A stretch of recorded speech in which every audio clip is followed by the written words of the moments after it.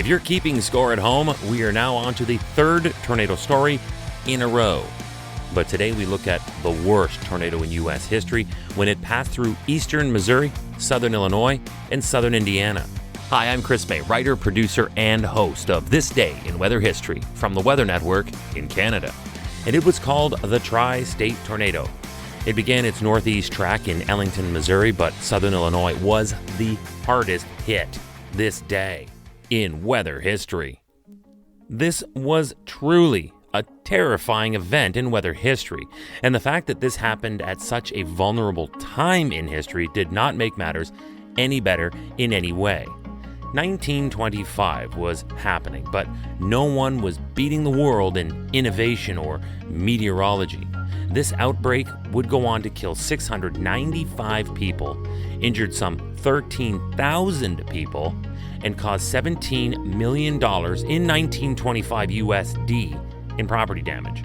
More than 500 of the total 695 people who perished were killed in southern Illinois, including 234 in Murfreesboro and 127 in West Frankfort.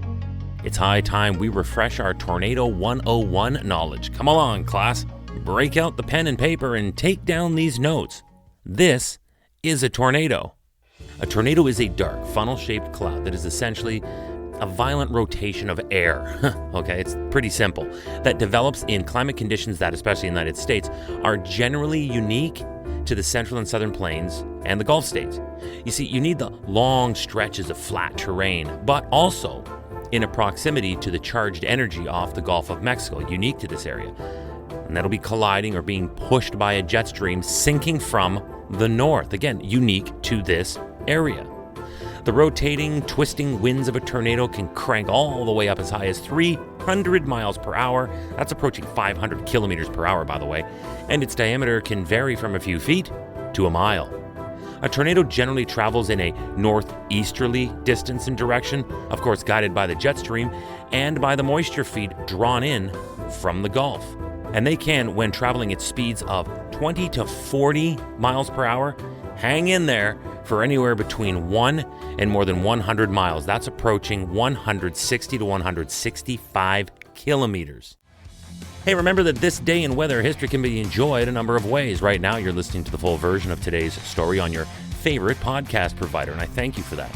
But there's also the daily podcast video short. They're shot right here in my podcast recording studio, so you get that perspective. And oftentimes, they will include visuals from that day's event from when it happened. So after listening to the full story here, go check out the podcast video short there on television or online at theweathernetwork.com/weather history. Yeah, the Tri-State Tornado of 1925 went on to travel 219 miles. That's over 350 kilometers. And it took a while for that to happen. The tornado spent more than 3 hours on the ground. That is ridiculous.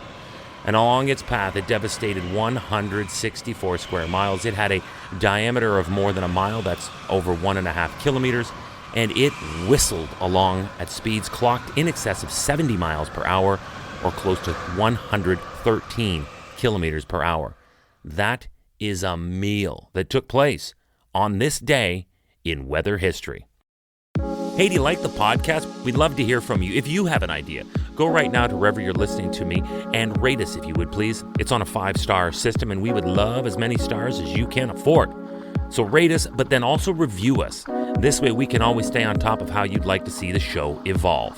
Then remember to subscribe to this podcast. Click the subscribe or follow button right there on the very same podcast homepage you're listening on. You'll be immediately reminded that the next day is ready to listen to, and you also have access to every episode in the archives. It dates back to June 1st of 2020, so there is a lot that we got to get caught up on this day in weather history.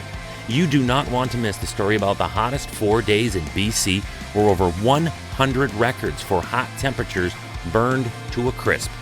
It was beautiful for so many, I would have loved it, but agonizing for so many more. I know those people. Oh, well, you know how old Mother Nature goes. There just ain't pleasing all the people all the time, right?